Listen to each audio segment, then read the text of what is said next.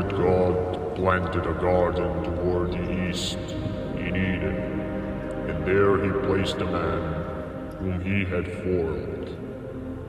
Out of the ground the Lord God caused to grow every tree that is pleasing to the sight and good for food, the tree of life also in the midst of the garden, and the tree of knowledge of good and evil.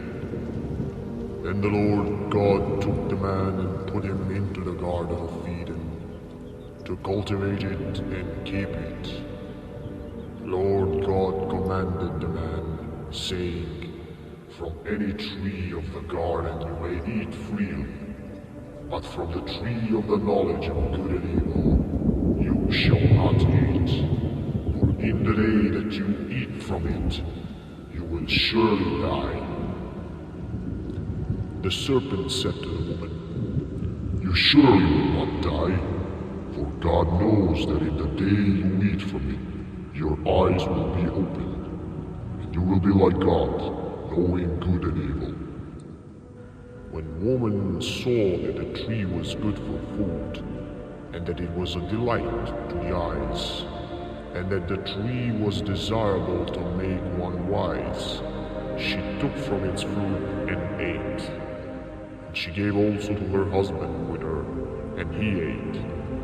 Then the eyes of both of them were opened, and they knew that they were naked, and they sewed fig leaves together, and made themselves loin coverings.